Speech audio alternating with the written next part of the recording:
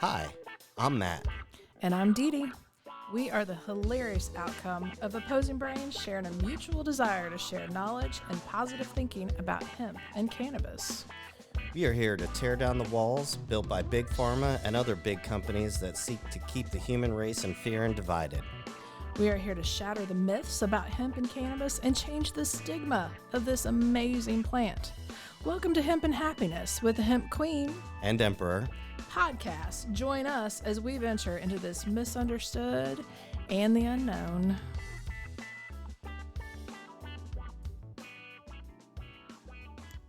Hey y'all, welcome back to our podcast. We appreciate you all listening, and don't forget to follow us and like us and leave us your comments about these podcasts. And hey, if there's something you want to talk about, let us know. We're always open for ideas, but welcome. So today, Matt, we get to talk about some fun stuff. Yes, we always get to talk about fun stuff. It's wonderful. We're going to talk about the exploration of the hemp industry and kind of how it came to be. I guess it started a long time ago, at least as far as the legalities of hemp and what was allowed and what wasn't allowed in the United States. There's a lot of, that was back in the, 20s, late 20s? After World War II? Well, I mean, how far back do you want to go? We're briefly touching on it. We're just briefly touching on that history. The sales side. of the Mayflower were woven with hemp. Yes, hemp has been found in, the tombs of pharaohs, King Solomon. The use of it as a psychotrope there's 4,000 years ago they found chalices where they burned the flowers and inhaled them in spiritual. So I mean, it's such a rabbit hole. I think that it's just like the elevator pitch, and then get into like what's going on in the industry today, yes, right? Yes, for sure. So hemp has been a product for industrial use and medical use for centuries. Yes. And arguably further. It became controversial up into the 18th and beginning of 20th centuries when, and I'll let Dee Dee expound on this, but when conflicting interests didn't want to see hemp. And there's several reasons why. So why don't you tell us a little bit about that? So DuPont was probably one of the biggest reasons that hemp was made to be illegal after the war.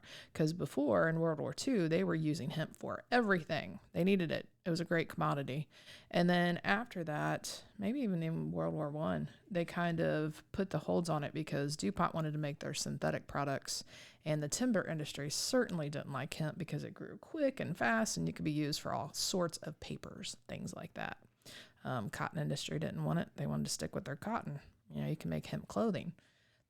Hemp is extremely, extremely versatile. Not only does our body need it, but we can make a lot of things out of it. And I think some of the bigger companies that were pretty much running the United States, which some of them still are, they kind of made it illegal. And then, in the 70s, you got the whole Nixon era that put marijuana and, the whole reefer madness. That was in the 40s too. So there's so much history behind hemp and then also behind cannabis in general that trying to break down those stigmas and how people believe and think about it, that's really why we're here, Yeah. So I think, to summarize that, the hemp and cannabis industry was shut down, at least in the United States, because it conflicted with economic interests of people who just simply had more money. The renewability is superior. There's really no question there. But I think that the real moral to that is the banning of hemp and cannabis was really not for any physical danger, right, or that it was causing a real issue with anyone. Our contention is it's actually quite the opposite. But it was purely for financial interests. Agreed. And I think that that's overlooked a lot. And that was really buried when we got into the war on drugs in the 80s, sure. where cannabis Started in the got 70s, rolled, though. started in the 70s, but really took off with Reagan. Yeah. And Even worse. there were other. I mean, we could have a whole show. We might have to have podcast another just one on the 80s. So that brings us to where we are today, with the industry, where there's a lot of wonderful and terrible things going on as we navigate this new landscape and really try to figure it out. Because the wonderful part being CBD has been federally legalized. You have cannabis legal for varying, recreational and medical through, I think we're up to 40% of the states in the United States now. I'd have to check that statistic, but it's in that ballpark. And that number is rising. And there's even now discussion of marijuana being federally legal in some capacity. So Don't hold your breath. I'm not holding my breath, but it's progress. It's progress. And we have wonderful things going on. And then with that, we also have the bad. Yeah. So tell us a little bit about that. So the bad about this whole industry, I mean, I think the worst part about it is the banking and credit card processing. Those are awful for the actual retail side. Okay. Now, for the actual industry, back in 2018, when the federal farm bill passed in December, it seemed like that opened a huge door for so many people to jump on board and start growing. And there was so many people started growing hemp, and all of a sudden there's a surplus. And not everybody knows how to grow this plant. So you've got varying degrees of cannabinoids, how high the CBD can be, how low. I mean, not everybody can. It's not, granted, it's a very easy plant to grow. They call it weed for a reason, but to grow it, to make sure it's below that 0.3% on the THC, a lot of farmers lost their crops. And that in and of itself is a shame. They put all their hard time, money, work into that, and then there they are burning crops right in their field if it tested hot. Genetics helps with that. Hemp genetics, the seeds, what are those? The plants, yeah. Clones. Thank you. The clones. I mean, those are great if you have a good clone set, but right, yeah. Those are issues that not most people, they just kind of jumped on that bandwagon thinking, hell yeah, let's grow hemp and we're going to be rich. And well, I think that there's just a lot of people that jumped onto the industry for the right and wrong reasons. I think that, economic interests continue to exploit the industry. And really it boils down to where's that sweet spot to where we have the appropriate regulation, we have the appropriate processes without it being so regulated that people have restricted access to the product. Agreed. And I think in the state of Kentucky, there's a lot of restrictions that people don't know about. Yeah. And this state is not as hemp friendly as everyone thinks it is. Even for the processors, for the growers, even for the retail side of it, it's not nearly as hemp friendly as people think. Granted, I think Kentucky could be the Mecca center of hemp, and that was the goal, I think, when the program started here in Kentucky. We are still left behind. Most other states have better programs than we do. Most states don't put the restrictions on like Kentucky does. And that hurts Kentucky farmers, it hurts Kentucky processors, it hurts Kentucky retailers. Right. You really have to draw this attention to your congressmen, to your senators, make sure that they know what you support, because that's the only way you're going to have any opportunity to make change, but you can make change. Oh, absolutely. And that's really what we want for Kentucky, because here's the reality. The soil in Kentucky is some of the best phenomenal in the country to produce this in the plant. world. In the world. And Kentucky is a great state and a great place to live, and there is opportunity here.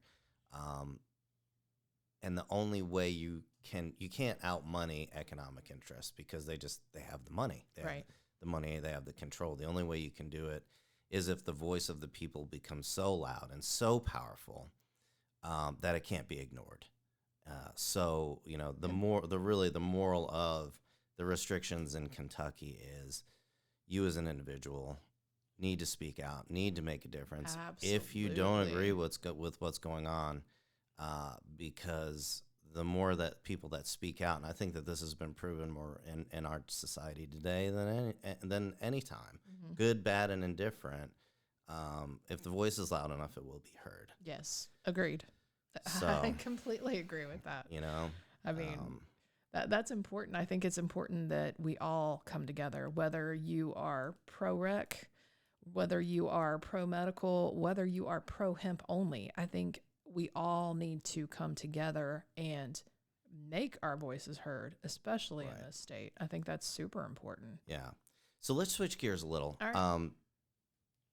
The bad economic interest. I mean, you have to have money. Money's what makes the world go round. Money is what funds the things that we do.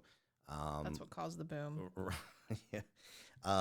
Anyway, so with that being said, though, when people are just purely in it for the money and not for the it shows the intention of the product, it shows in the quality. It does, and it affects the consumer, who then is confused with this is a highly unregulated industry. There's a couple different reasons for that. We could do a show just on that. But ultimately, there's a lot of lack of regulation, which leads to a lot of confusion, a lot of misrepresentation. How can a consumer know that they're buying a quality product? Well, and that is extremely important. And since the beginning, since I've been doing this since 2016, at least as far as the sales go, that's always been important. Your manufacturer needs to have quality product in order to extract from, right? So it starts with the plant. It needs to be grown organically. It needs to test the way it should be testing as far as the CBD and THC goes. It needs to be tested for heavy metals and for salmonella and other contaminants. So when it first comes out, it needs to be tested, making sure that there's no pesticides being used on it and it's grown organically. That's super important. Then from there, how it's extracted. I mean, the extraction process is important too. CO2 is the safest, healthiest, and cleanest. I'm not a fan of hydrocarbons or AKA butane extraction. I will never be for that. But there are people that would argue with you. Yes, there are people that will argue with me, and that's fine. I will accept that argument. Yeah. I just know, me personally, I prefer the CO2 method. Yeah. There's also an ethanol extraction, which ethanol is alcohol. We all love alcohol in Kentucky. And that's not a bad extraction either, because before. But ethanol is not the kind of alcohol that you're. No, it's mix not the kind in you your drink. cocktail. No, it's not. No, and the worst part about that extraction is, the regulations as far as getting rid of the used products. So you've got those kind of things too. There's all those kind of regs and stuff. Right. But it starts there, and then having it tested by DEA certified labs is important. The fact that your manufacturer should be audit certified with good manufacturing practices, but actually audit certified that they are, and they're following all that stuff. I mean, that's freaking important. Well, and you want a level of cleanliness when you're putting this stuff in your body. People are using this. That's important. So paraphrase that for the listeners. Get that out. It's very important that you know how and at least where the plant is grown. Yes. The process in which it was extracted. Yes. And the content's purity and accuracy. Yes. And all of that can be determined from the certificate of analysis, which we will probably talk about more later. Yeah. Yeah. So this information to the listeners and watchers out there should be available. Mm-hmm. And if the person who you're purchasing it from does not have it available, you probably shouldn't buy it from them. Agreed. Because either they know or don't know what they're selling. Mm-hmm. Either way, it's not good for you. Exactly. And that's important. I mean, we got in this to be, at least myself and Matt too. I mean, it's all about the health aspects of this amazing plant. I don't want something that's crappy. I mean, I don't want to put that in my body. And most other people don't either. And I think when I got in this business, that it had to have the gold standard. I knew that I was going to be helping others with this, and I had all of our products are vetted. I mean, they just are. And anybody that's in this business should know that. Yeah. Now, of course, with the industry standards, things have improved over time. You know, there's Q&R codes now where you can scan the little Q&R code right on the package, and it should take you right to the certificates of analysis on the page. Yes. That's important, I believe, because of it's not mandatory in the industry here in Kentucky. We do it anyway. Yeah. I think that is important. Yeah. I think everybody should have that. There has to be, you know, and if you have questions about the COA, you got to be able to talk to somebody and ask them questions about it. I think that's important, that the people selling it know what they're selling. I think that was my biggest hang up in 2018 when this whole industry just kind of blew up in 2019. Most people didn't know what they were selling. Well, and it you know, it's kind of indicative of the time that we're in, where people just want to be spoon-fed information. Yes. And unfortunately, when you're purchasing something in an industry that's frontier and unregulated, you really need to take it upon yourself to do that independent research and that critical thinking and ask yourself, you know, is this product right for me, for many different reasons. Quality and purity absolutely being one of them. I mean, this is something that you're putting into your body to help you. And if it has pesticides or impurities in it, it could do the opposite. And then what that does is it brings down the industry. Exactly. And then, you don't want that. This is a good thing. We want to keep this good. And if it seems too cheap to be good or true, yes, it is. It is. Agreed. Because you simply cannot produce a quality cannabinoid or cannabinoid product at a low cost. It's just something that it's not worth your health and your safety to mess with. And substantiate the growth of the industry. Buying cheap product is not. I mean, that's like clothing.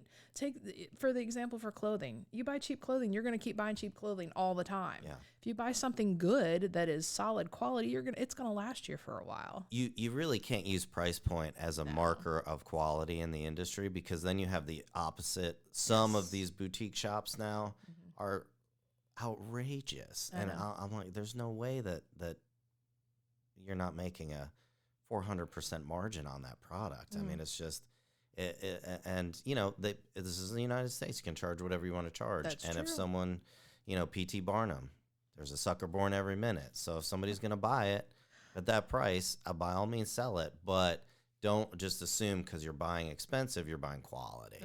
Very true. It takes that research. There's both ends of the spectrum. Yes. You know, you don't want to overpay, but you don't want to underpay exactly. either. So, you know, do the research. The information's out there. Get a hold of it, and then make your decision on your purchase. And my gosh, buyer beware of the scam emails that you will get that says, get a free jar of gummies, and this will treat everything in the world. Yeah. Well, first off, they should not be making claims to this because it's not FDA approved. Yeah. You can't make any claims to the health benefits of hemp or CBD or any of that stuff. But second, they use this, and it's happened a few times to some of our customers, and it infuriates me. And I'm like, okay, I'm going to tell you what happened.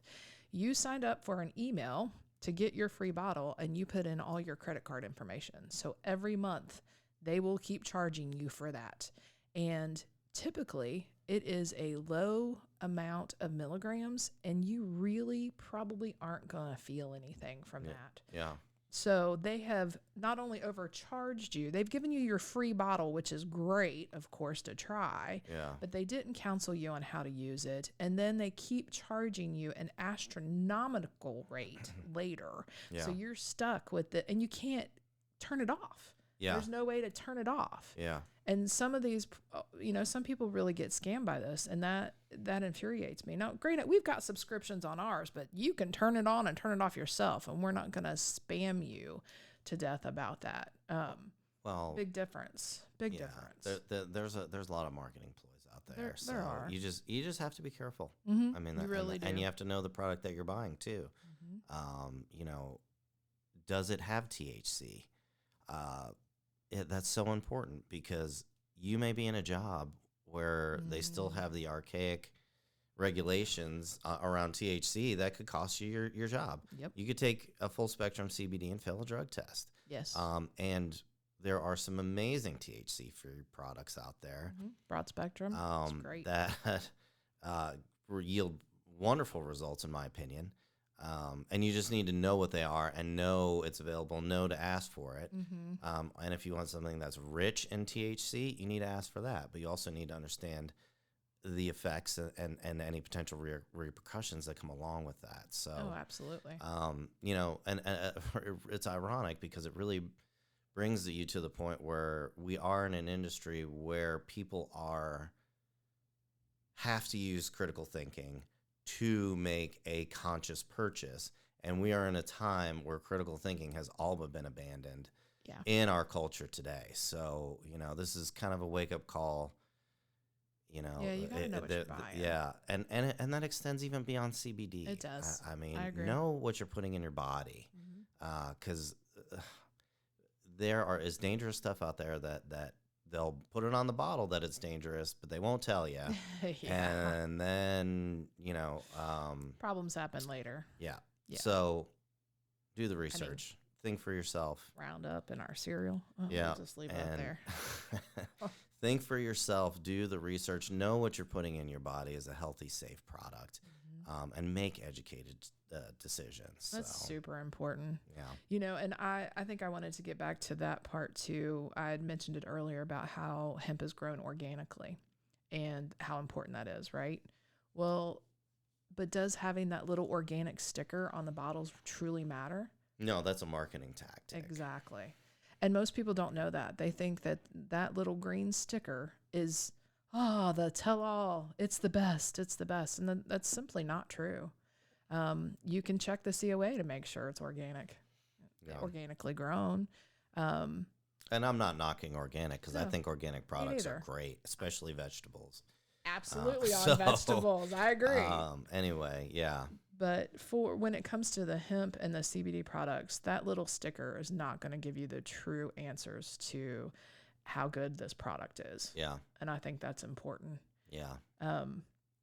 It's all about having integrity in the business and providing that information to our customers so they know exactly what they're getting. And that's important for anyone that is looking to buy CBD, have questions about CBD. Yeah. Those retailers need to be able to answer those questions. Yeah. And if you ask a few very basic questions about the product, you're going to find out really quick if you're speaking to someone who's educated or not. Or if they're just selling and it's just that simple. Because you know you want an educated person, especially for this product, who at least knows what's in their product that they're selling. So that's super important. That is, in all honesty, Matt, that is why I opened 502 Hemp, because I wanted people to be able to come in, ask questions, us be able to educate them on all aspects of it.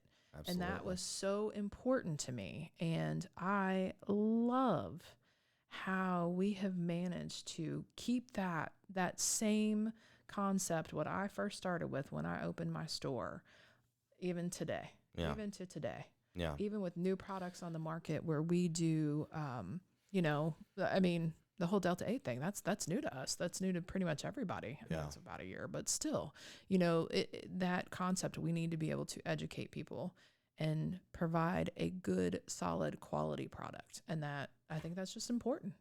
Agreed. Yeah. I agree. Yeah. So even if you don't buy from us, and we hope that you do. We do hope. But even if you don't, that's okay. Just do the research. Yeah, please. You know, it's more important to us that you buy a safe quality product that's going to represent the industry properly. Exactly. Than just go for something because it looks affordable. Yes. Or is convenient. Or even costs too much, so you think it is better. Or is the most expensive. There's a lot of things out there. So, yeah. And at that point, I think that we have probably covered We what we have. can cover on this one today. Yeah. I hope you enjoyed the rabbit holes. They were numerous, as we always. do that. We always do that. What we're going to be, I think we're going to be talking about some certificates of analysis and a little bit more in depth in our next podcast. Well, maybe not our next, but Maybe one not of the our ones next. coming down Yeah. the road. So Coming down. we appreciate you for listening out there. And Absolutely. Yeah. Keep it hempy. Thanks for joining us for another episode of Hemp and Happiness with the Hemp Queen and Emperor.